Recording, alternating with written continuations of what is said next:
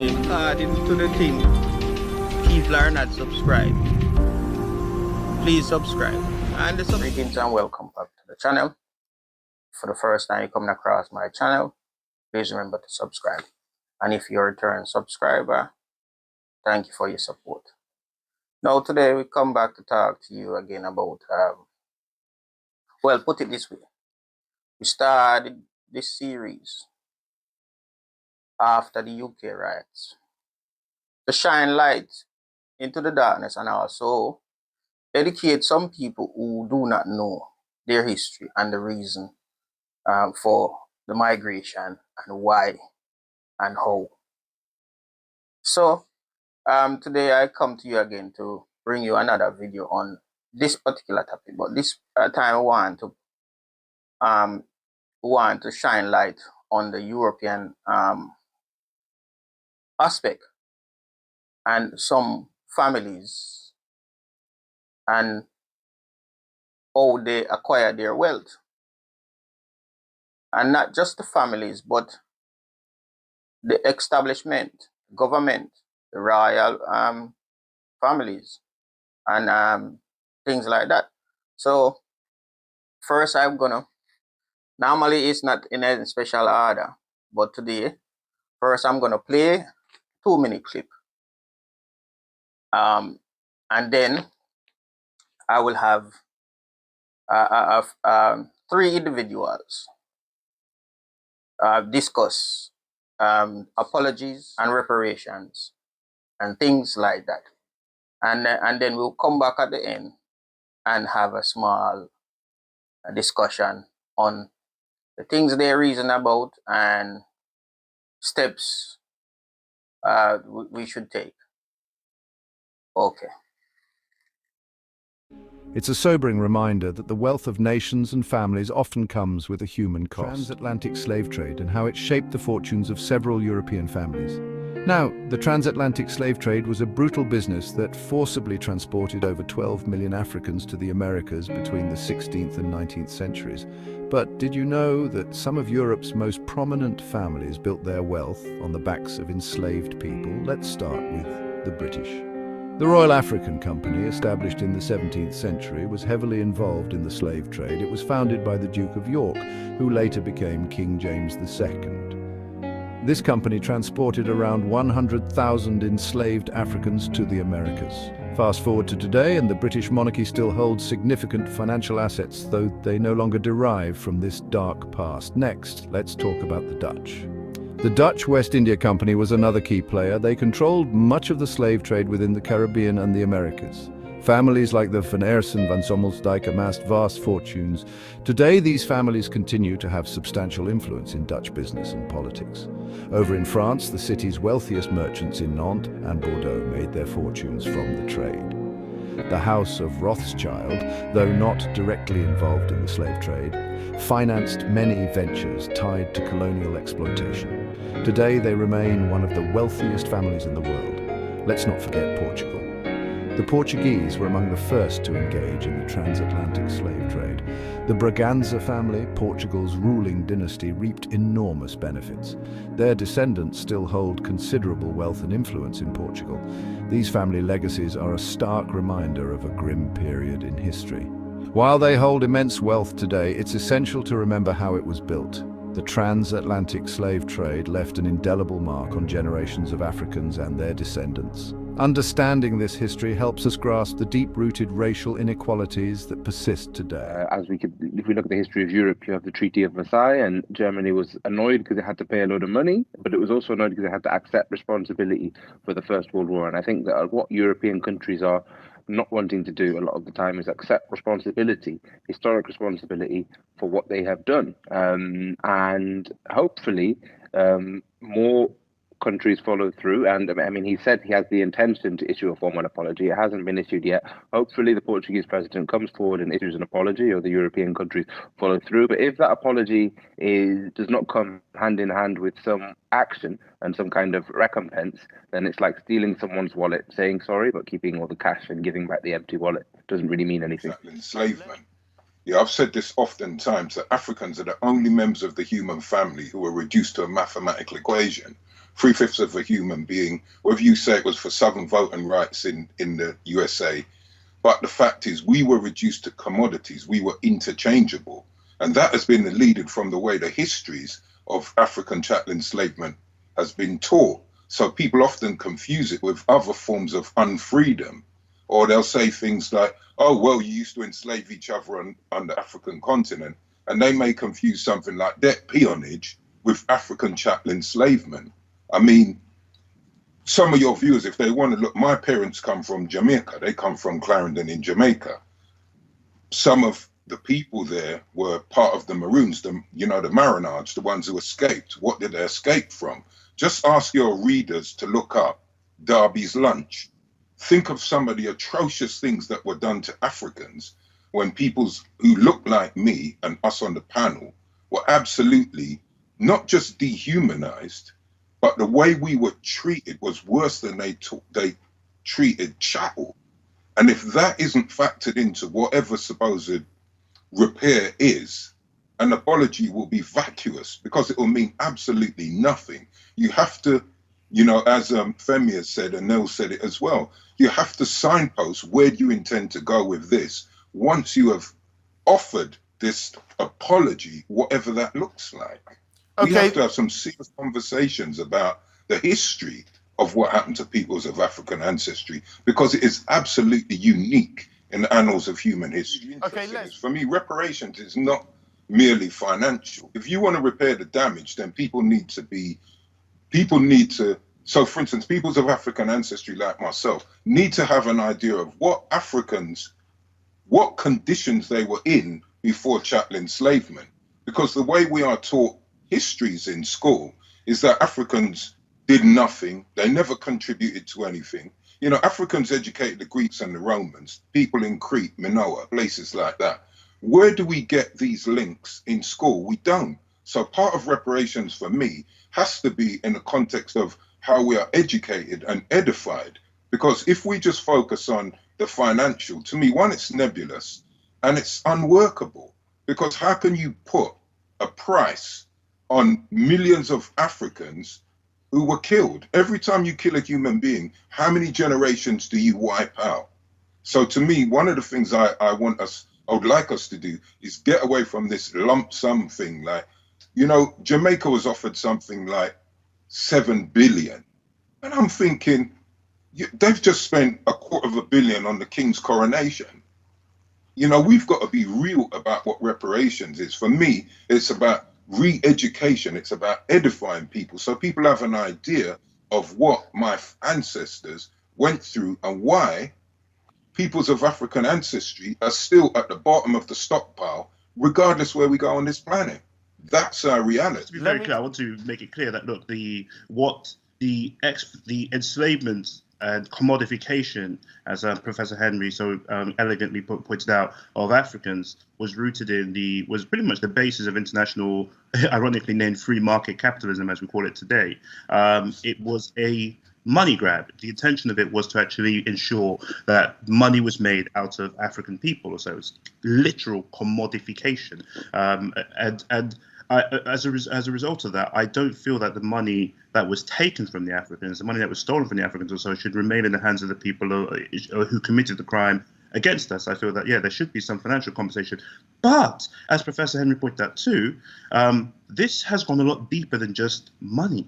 It's actually led to a mindset, not just within, certainly, actually, probably Africans are probably the lowest victims of this mindset or so, but the mindset is created in terms of actual European supremacy, or as we call it, white supremacy. And therefore, to this very day, wherever you go, Africans are assumed to be the least competent, to be the least able to actually manage their own affairs, to be the least able to be trusted, to be the most likely to be criminal, or so on and so forth. So, which therefore creates a slew of disadvantages for Africans, no matter where on earth you are. That is something that also has to be repaired too. And that's an education system that is going to cut across, certainly not just for Africans, but predominantly amongst European populations or so, who have been the predominant people who have absorbed these belief systems But the victims of these absorbed belief systems have become the Africans. It's led to mass incarceration. It has led to higher infant mortality. It has led to it has led to wealth gaps, enormous wealth gaps, no matter where you are. It's led to every single mechanism or metric of disadvantage that you could actually calculate. It has led to this. So yes, so there's the education side, and there's the reorientation in terms of education side, and there's also the financial side to it, and there's other sides more to it too. It's one of the most complex systems ever put together. This definitely goes beyond money, but money is still a large part of it. I mean, you look at MPs, like the UK MP Richard Drax, who is one of the wealthiest men in Britain, and he's just inherited a plantation. We know, we have the documentation because of the fact that slavery was a business under the rules of free market capitalism, where you have businesses and they keep ledgers.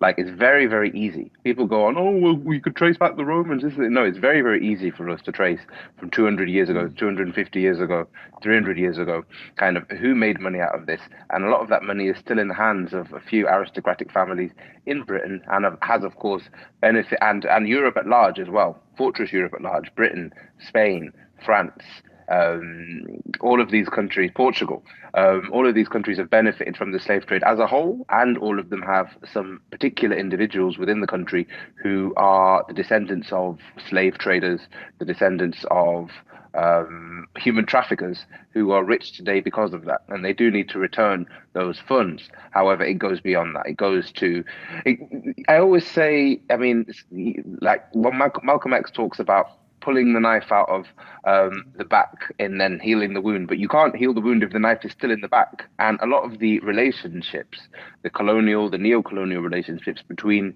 Europe and Caribbean countries, and also the African countries from which these slaves were initially sourced, still continue today, whether that's through the structural adjustment loans that are given, whether that's through massive tax evasion and trade discounting by companies on the African continent. And so in order to repair, the first thing we need to do is stop exploiting people of African descent and Africans, and then get to the conversations about what actually happened in this history and how has it benefited Europe, and kind of change our curriculums and teach Europeans their own history in the same way that Germans have to learn about the Holocaust. People in UK schools, I mean, teaching a kid in the UK school that Britain should be proud of abolishing the slave trade, in my opinion, is on a par with Holocaust denial. Would you, like, you're denying Absolutely. the reality of what the UK did, and giving a false narrative and denying one of the biggest crimes in human history, and trying to say we should be proud of it because we eventually stopped it. It's ridiculous the way that this stuff is taught at the moment. And so all of these things need to happen. Yeah. Let me People take often this. talk about intersectionality or interconnectedness, but for instance, you know, David Cameron, we know that his family benefited from African chattel enslavement. So to me, if David Cameron said, right, I would like to donate £2 million to building an institution that is going to teach this history to the local community, that's fine. But David Cameron's family only benefited because it was sanctioned by the state. It was mobilized by the state. Queen Elizabeth I more or less institutionalized African chattel enslavement. Jesus of Lubeck, you know, Hawkins, Sir Francis Drake, whatever. Because for me, if you want to get to the crux of what the concerns are, you know, you had Sir Francis Drake said, their knowledge, this is their peoples of African ancestry, their knowledge shall be our faith, Christianity. Our gain will be any wealth their countries hath. So this was a very organized relationship. It wasn't, you know, this narrative that we get that Europeans went in there to civilize the so-called savages. You only have to read Eric Williams' Capitalism and Slavery, or Walter Rodney's How Europe Underdeveloped Africa. It never was a racialized relationship. It was racialized after. And one of the interesting things about, and I think it was Femi brought up about the abolitionist movement, even the way that is taught is totally wrong-headed and misinformed. Because if it wasn't for the women's movements here and the northern white working class powerhouse movements, there is no way abolition would have happened in the way it did in the UK. Because once a lot of white working class people realized that the mortality rate for their children working in factories behind machines, getting their hair caught in machines and getting crushed during the Industrial Revolution, once it was pointed out to a lot of them that the mortality rate was the same as the African chattel slave children, whether born in the Caribbean or exported from the continent, or I should say imported from the continent, these people realized that the enemy was the state, it was the government, and it was the system. Because the child mortality rate during the heyday of, let's say, African chattel enslavement or the Industrial Revolution, if you put a child in a factory to clean, I don't know, chimneys or chuck them down mines at 4, they were dead by 9, 10. That is the same mortality rate as what happened in the Caribbean. And that for me is why when we say to teach a more complete history to repair that damage, if you put the information out there, people can make more informed choices. Some white scholars who are absolutely 100% against the state-sanctioned atrocities, the African Holocaust. Why don't we find balance in that way? Because for me, these are the kind of conversations we need to have. We need to be more historically informed, because once people see parallels and they see a commonality of their condition, then they'll realize, well, if it wasn't for black people at the bottom of the human ladder, now the bottom rung, if it wasn't for black people in the UK, who would be there? The Irish would comfortably be there. White working class people would comfortably be there. This is what I'm talking about, repairing those historical breaches. Let's have Mark Rutte, who is the Dutch Prime Minister. Here's what he had to say. Eeuwenlang is... For centuries, under the Dutch state authority, human dignity has been trampled on in the most horrible way. And too few Dutch governments after 1863 have seen and acknowledged that our slavery past had and still has a negative impact.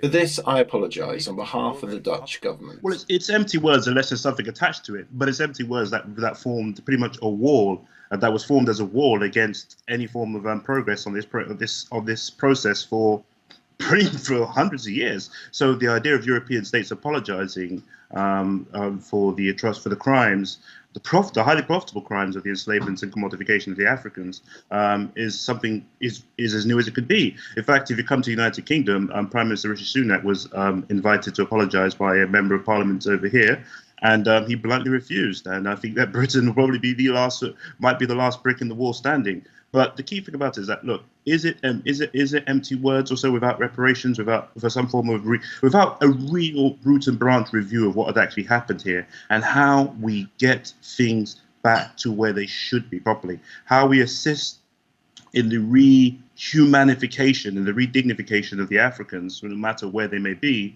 it has to be a major project for all of humanity. It has to be a major project for European states. When you take a look at it, also there's the slavery side of things too. If you take a look at what happened, there was what happened with the atrocity of the enslavement, and then there was the wholesale commodification of Africans and Africa as a unit, as in with colonization, which just took it to a whole nother level or so.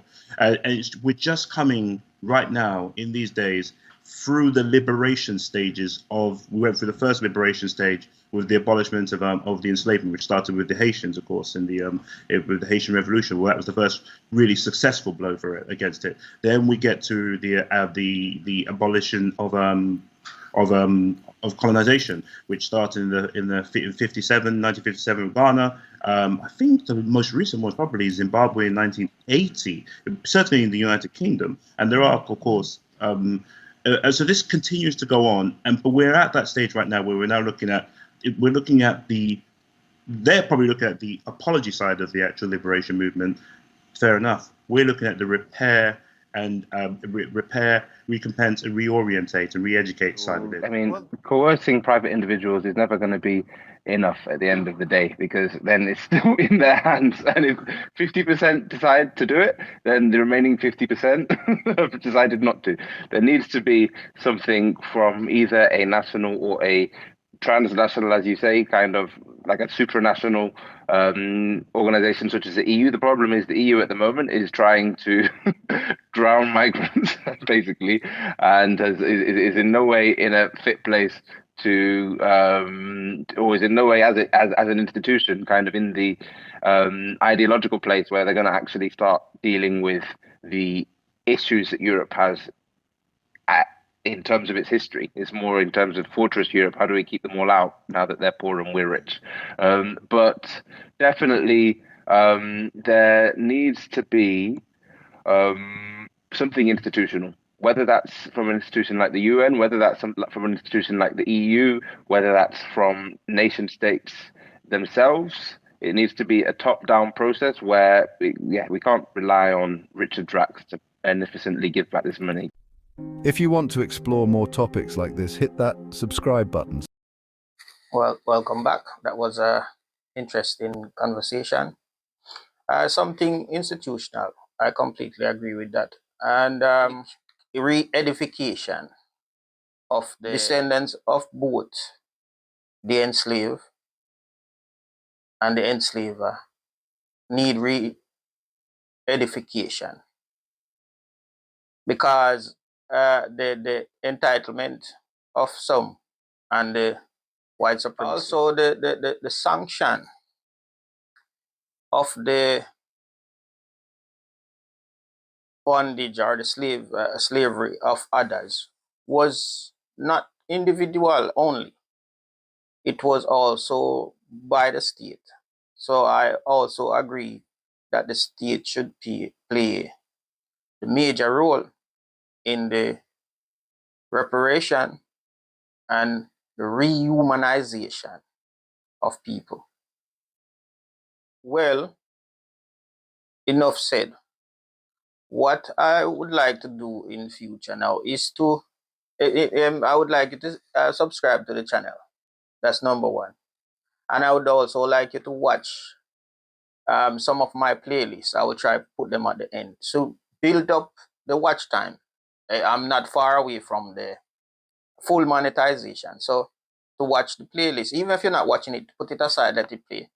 To build up the watch time so that we can become fully monetized. And we will be keeping an eye out on the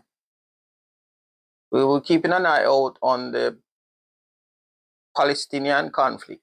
So the Israel-Palestinian conflict. We will also be keeping an eye out on the BRICS meetings. So for the next 2 weeks or so, we will be chopping and changing in terms of UN, Israel, Palestinian conflict, and the BRICS and what is happening over there. So stay tuned. Thank you for watching and have a great day.